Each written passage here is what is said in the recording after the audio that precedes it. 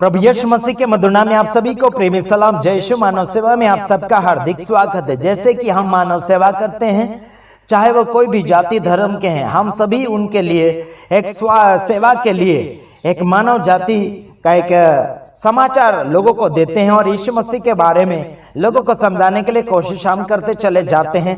जैसे कि मानव जीवन में कैसा जीना चाहिए। हालांकि जिस परमेश्वर को हम पहचानते हैं और क्या उसे हम मान पाते हैं, क्या जिस परमेश्वर को हम मानते हैं, क्या उस परमेश्वर के बारे में हम कहाँ तक जानते हैं। हालांकि कुछ लोगों को इतना ही पता चलता है कि कोई धार्मिक स्थल तक जाने से ही परमेश्वर वहीं तक मिलता है, यानी कि वहीं परमेश्वर है, ऐसा उनका सोचना और मानना हो जाता है।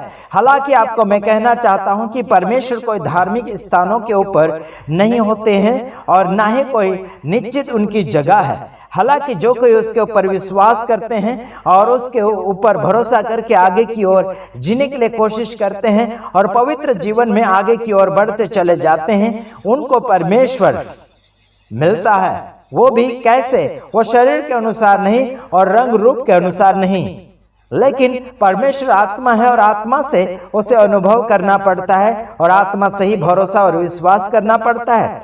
हालांकि कोई भी परमेश्वर खान पीन से खुश नहीं होता।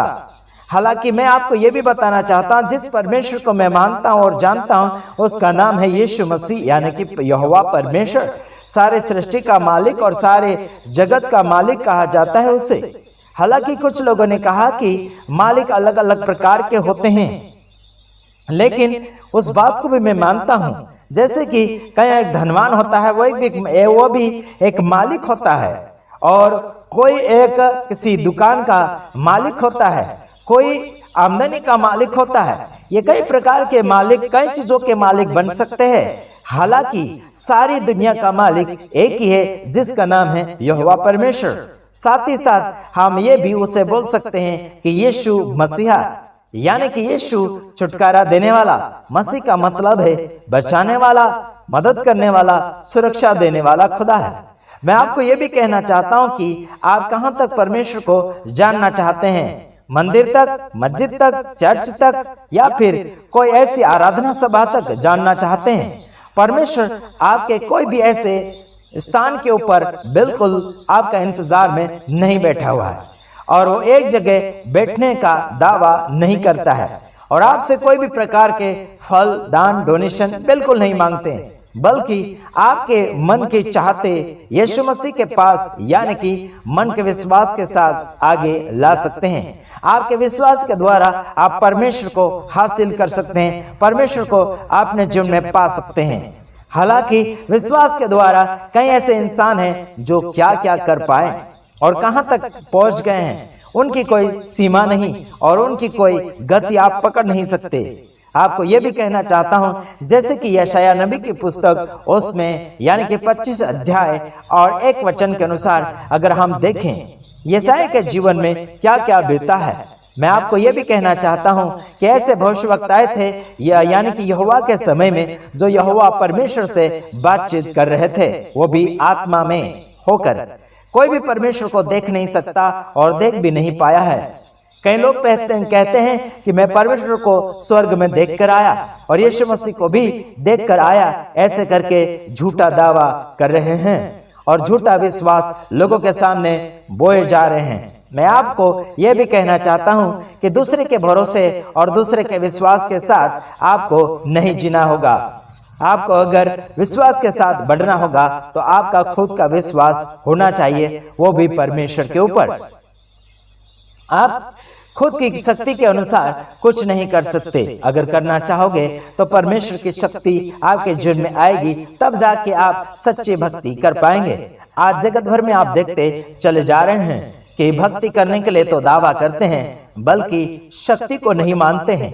कौन सी शक्ति? जो परमेश्वर की शक्ति है, जो सच्चाई के साथ लोगों के जीवन में कार्य करना चाहती है, वो शक्ति। हालांकि कई लोगों को आप कई बार अलग अलग प्रकार से पूछने के लिए कोशिश कीजिए, झूठ के ऊपर झूठ बोला जाएगा।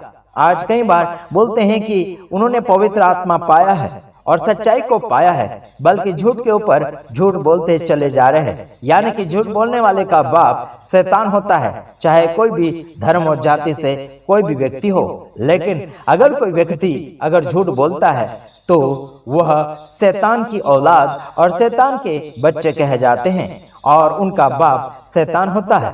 हालांकि शैतान किसी को बाकी नहीं रखता और वह धर्म और जाति का शैतान नहीं है और ना ही परमेश्वर किसी धर्म जाति का है। आपको यह भी कहना चाहता हूं, कई प्रकार की आत्माएं इस संसार में घूमती चली जा रही है, जैसे कि पवित्र आत्मा कहा जाता है और दुष्ट आत्मा कहा जाता है, और कई ऐसी चुड़ैल भूतों की आत्माएं घूम रही है। वह अलग अलग नामे और अलग अलग रंग रूप लेकर घूमता चला जा रहा है और जगत भर में लोगों को नजर आ रहा है। आपको यह भी कहना चाहता हूं कि कुछ लोग स्वर्ग और नरक घूम कर आए हैं, ये सारे झूठे हैं। यानी कि परमेश्वर किसी को स्वर्ग और नरक में जाने के लिए अलाउ नहीं करता है। आपको क्या समझ में आता है और क्या समझना चाहते हैं? अगर कोई व्यक्ति धर्मी अगर मरता है तो उसे सुख लोक में जाने के लिए मौका प्रदान होता है, और अगर कोई पापी व्यक्ति मरता है तो उसे अधोलोक में जाने के लिए मौका प्रदान होता है। हालांकि आधा स्वर्ग और आधा नरक मिल जाता है उनको, बल्कि पूरा स्वर्ग और पूरा नरक एक ही बार मिलेगा जब न्याय होगा तब। आपको समझ में आ गया होगा तो विश्वास की भरपूरी में आगे की ओर बढ़ते चले जाइएगा। आइए हम वचन देख लेते हैं और कुछ बातों को हम सीखने के लिए कोशिश कर रहे हैं। आइए देखते हैं। उसमें लिखा है 25 यानी कि 25 अध्याय उसका 1 वचन हम देखते चले जाते हैं। आइए वहां पर लिखा है कि हे यहोवा तू परमेश्वर है। हेलो, आपको और मुझे दावा होना चाहिए कि वह परमेश्वर है। अगर विश्वास ही नहीं, अगर उसे जाने नहीं और माने नहीं, उसे अनुभव नहीं किया, तो कैसे आप और मैं परमेश्वर को परमेश्वर बोल सकते हैं? बिल्कुल नहीं। बल्कि यहां पर कहा जाता है कि हे यहोवा तू परमेश्वर है।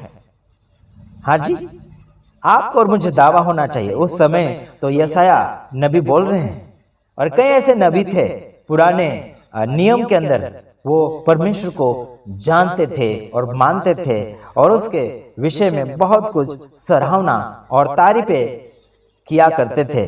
और वही बातें यहाँ पर भी लिखी है, मैं तुझे सराहूंगा। यहाँ पर कहा गया है कि मैं तुझे सराहूंगा। सराहूंगा का मतलब तारीफ करेगा, उसे भजेगा, उसके शक्ति भक्ति को मानेगा। समझ में आ रहा कि नहीं आ रहा? मेरे भाइयों बहनों, उसी को मानता चला जाएगा, उसके अलावा किसी और को नहीं मानेगा। क्यों नहीं मानेगा? आप और मैं निर्णय लेना चाहिए और मान लेना चाहिए। आइए देखते हैं। और हाँ, आगे देखते हैं। मैं तेरे नाम का धन्यवाद करूंगा और तूने आश्चर्य कर्म किए हैं। क्या लिखा है? तेरे नाम का धन्यवाद करूंगा और तूने आश्चर्य कर्म किए हैं। यानी कि बहुत बड़े बड़े अद्भुत काम किए हैं। आश्चर्य का मतलब होता है बहुत बड़े बड़े काम किए हैं। असंभव को संभव करने वाला परमेश्वर है, जो मनुष्य जाति से नहीं होता और ना ही कोई इंसानों से और ना ही कोई मशीनरी चीजों से होता है। वैसा बिल्कुल नहीं, बल्कि परमेश्वर सबसे बड़ा परमेश्वर है। कोई भी मशीनरी चीजों से कोई काम सफल नहीं हो पाएगा और ना ही कोई मनुष्य के द्वारा कोई काम सफल हो पाएगा। ऐसा परमेश्वर है जो सफलतापूर्वक आगे की ओर लेता चला जाता है। आगे लिखा है कि तूने प्राचीन काल से पूरी सच्चाई के साथ युक्तियां की है। प्राचीन काल से पूरी युक्तियां की है मतलब योजनाएं, भूतकाल से लेकर अभी तक, है ना? क्या किया है? हैं? यहाँ लिखा है कि युक्तियां किया है, योजनाएं बनाया है। बहुत कुछ अद्भुत अद्भुत रीति से उसने योजनाएं बनाई और उसकी योजनाएं बनाने का तरीका किसी को मालूम नहीं पड़ता है। पिता, पुत्र, पवित्र आत्मा, ये त्रिएक परमेश्वर ही जान पाते हैं। मेरे भाइयों बहनों, आज संसार में हम लोग देखते हैं कि अलग अलग प्रकार की योजनाएं बनाने के लिए कहीं कम्युनिटी मीटिंग किया जाता है या फिर कुछ अगुवों को और कुछ सेवक या लीडरों को एकत्रित किया जाता है। उसके बाद में निर्णय लिया जाता है। हालांकि वो निर्णय भी अधूरा और फेल भी हो जाता है। हालांकि परमेश्वर का निर्णय कभी भी अधूरा नहीं होता और ना ही फेल होता है। तो आइए हम आगे की ओर बढ़ते चले जाते हैं। इन बातों में आपको हम उत्साहित करना चाहते हैं। अगर कोई नगर बनाता है तो उस नगर में धीरे धीरे करके सारी योजनाएं तैयार करना पड़ता है और उस योजना को पूरा भी करना पड़ता है। अगर उस योजना को पूरा नहीं किया तो वह योजना बनाने वाला इंसान फेल हो जाता है, तो उसकी बदनामी के ऊपर बदनामी फैलती चली जाती है। हालांकि आपका और मेरा परमेश्वर ने आपके और मेरे प्रति जो योजनाएं बनाई है और उस योजना को ना ही तो कोई फेल कर सकता है और ना ही कोई उसे अधूरा कर सकता है। तो मैंने जो आपको बोला है कि आपके जीवन को परमेश्वर बना सकता है। हालांकि आपको जिस परमेश्वर को आप मानते हैं और जानते हैं उस परमेश्वर को हमेशा के लिए और कायमत मानते चले जाना चाहिए। हालांकि संसार की रीति रिवाजों के साथ बिल्कुल नहीं। आजकल चलता चला जा रहा है कि परमेश्वर को मानने और जानने के बावजूद भी संसार यानी कि शैतान के गाने यानी कि पिक्चर फिल्म गाने को सुनते हुए और नाचते हुए आगे की ओर शादियां का रस्म पूरा कर रहे हैं। मैं आपको ये भी बोलना चाहता हूं कि आप मसीह में आ गए, प्रभु में आ गए, तो आप कोई भी प्रकार के अलग प्रकार के गीतों को अपने हृदय से कभी नहीं गा सकते हैं और ना ही उसके द्वारा कोई आनंद उठा सकते हैं। नहीं, बिल्कुल नहीं, आनंद बिल्कुल नहीं उठाना, क्योंकि सच्चाई से आपको आनंदित होना है। कुकर्मों से, खराब कामों से आपको आनंद नहीं मनाना है। अगर कोई ऐसा इंसान कर रहा है तो उसमें पवित्र आत्मा और सच्चाई की भरपूरी नहीं है। अधूरा जीवन जी रहा है और कभी भी उसकी मौत आ सकती है और उसको कोई अभी तक निश्चित पता नहीं हो रहा है कि वो किसके साथ जी रहा है।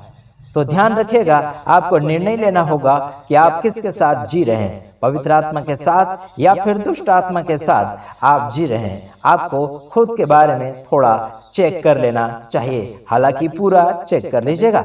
और आप ये भी कहेंगे कि आशीष, हमें तो संसार में जीना पड़ता है और संसारिक रीति रिवाजों के साथ हमें थोड़ा भाग लेकर गांव के लोगों के साथ भाईचारा में रहना पड़ता है। ऐसे अगर आप कहते हैं, हम भाईचारा में रहने के लिए मना नहीं करते, बल्कि उन रीति रिवाजों से दूर रहने के लिए मना करते हैं जो पवित्र आत्मा कभी अलाउ नहीं करता है। आप एक दूसरे के साथ संगति कीजिए, कोई हरकत नहीं, लेकिन आपके चरित्र में और उनके चरित्र में थोड़ा अंतर होना भी अनिवार्य हो चुका है। जैसे आम का झाड़ होता है, उस पे कैरी लगती है यानी कि आम लगता है, तो उससे वो आम ही देता है, क्योंकि उसको परमेश्वर ने वैसा ही दिया है। यानी कि कोई भी झाड़, कोई भी बीज उसकी जाति को नहीं भूलता है, वो अपनी ऋतु में जरूर उसका प्रतिफल बताता चला जाता है। चाहे वो बारिश वाला हो या फिर यानी कि गर्मी वाला हो या फिर ठंड वाला हो, लेकिन वो अपने ही जाति के अनुसार यानी कि अपने ही रंग रूप के अनुसार, अपने ही गुण के अनुसार वो प्रकट होता चला जाता है। तो देख लीजिएगा, आपको सुधरना होगा तो परमेश्वर के वचन को मानना ही पड़ेगा।